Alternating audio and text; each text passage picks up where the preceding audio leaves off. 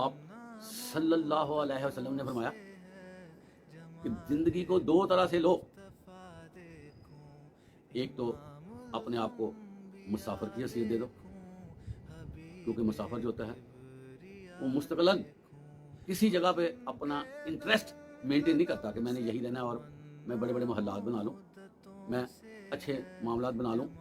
میرا نظام بہت ہی زیادہ اچھا ہو جائے، بلکہ وہ اپنے آپ کو دیکھتا ہے کہ مجھے یہاں کتنا اسٹے کرنا ہے، اس کے حساب سے وہ فار دا ٹائمنگ اپنے آپ کو ارینج کرتا ہے۔ محترم حضرات، اس کے بعد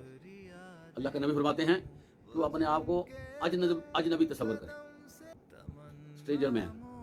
اگر ایک بندہ اپنے آپ کو اجنبی بنا لیتا ہے، وہ دنیا میں رہتے ہوئے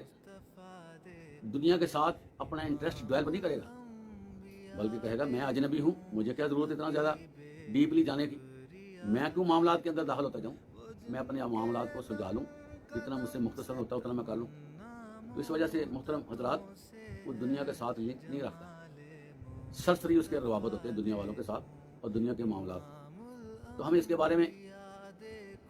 ہمیشہ یہ اختیار کرنی چاہیے کہ دنیا میں رہتے ہوئے